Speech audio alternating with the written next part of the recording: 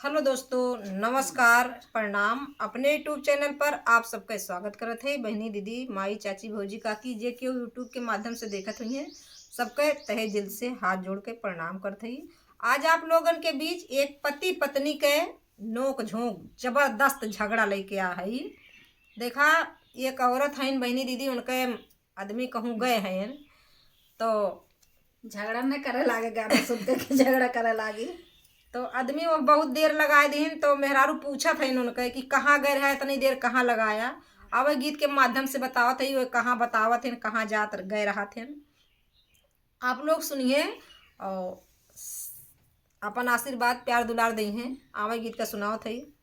घास से फूस के मड़ई में टाटी के दरवाजवा रजऊ कहावा बितौला इतनी देरिया ना, रजऊ कहावा बितौला इतनी देरिया ना, देरिया ना हो रजऊ देरिया ना, रजऊ कहावा बितौला इतनी देरिया ना, रजऊ कहावा बितौला इतनी देरिया ना।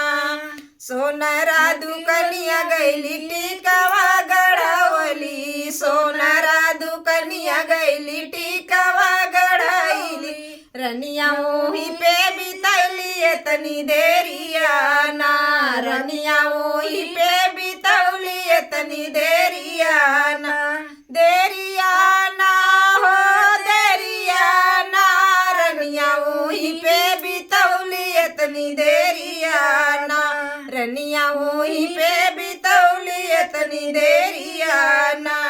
कैसे के मानी रजऊ तोहरा ही बतिया, रजऊ छुई न लेते तुलसी के चरनिया ना, रजऊ छुई न लेते तुलसी के चरनिया ना, चरनिया ना हो चरनिया ना, रजऊ छुई न लेते तुलसी के कसमिया ना, रजऊ खाई न लेते तुलसी के कसमिया ना। कैसे के खाई रानी तुलसी के कसमिया, रानी छूट न जाइए मांगी कैसे दूरवाना, रानी छूट न जाइए मांगी कैसे दूरवाना, से दूरवाना हो से दूरवाना, रानी छूट न जाइए मांगी कैसे दूरवाना। घास फूस के मड़ई में टाटी के दरवाजवा रजऊ कहावा बितौला इतनी देरिया ना, रजऊ कहावा बितौला इतनी देरिया ना, देरिया ना हो बलमु देरिया ना, बलमु कहावा बितौला इतनी देरिया ना। बज जा दुकान गईली चुनरी खरीदली, बज जा दुकान गईली चुनरी खरीदली, रनिया वही पे लगौली इतनी देरिया ना, रनिया वही पे लगौली इतनी देरिया ना, देरिया ना हो रनिया देरिया ना, रानी वही पे लगौली इतनी देरिया ना। तो बतावा कैसे चुनरी घर तक ना आया, चुनरी खरीदे हैं तो कैसे बात मानी कि तू चुनरी खरीदे रहा।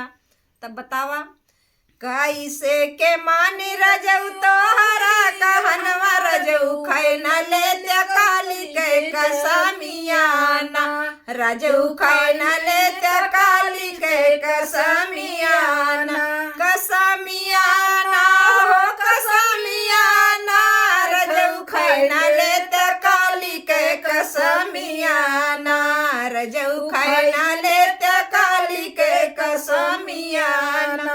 कैसे के खाई रनिया काली मैया के कसमिया, रनिया छुटी न जाइए मांगी कैसे दूरवाना, रनिया छुटी न जाइए मांगी कैसे दूरवाना, से दूरवाना हो से दूरवाना, रनिया छुटी न जाइए मांगी कैसे दूरवाना।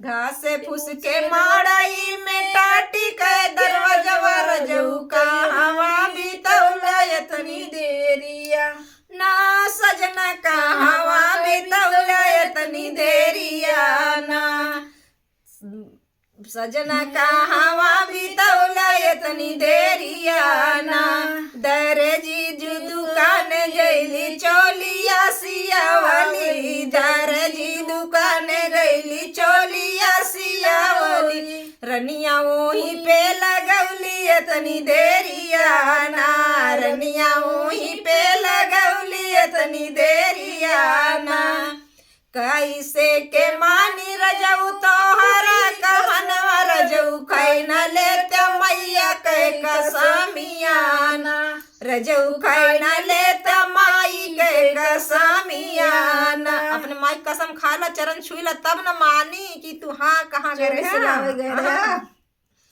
कैसे के खाई रनिया मैया के कसमिया रनिया छूटी जइए मांगी कैसे दूरवाना रनिया उतर जइए सोलो हो सिंगारवाना सिंगारवाना हो सिंगारवाना रनिया छूटी जइए सोलो हो सिंगारवाना रनिया छूटी जइए सोलो हो सिंगारवाना घास फूस के माड़ई में टाटी के दरवाजवा रजऊ कहवा बितौला इतनी देरियाना रजऊ कहवा बितौला इतनी देरियाना।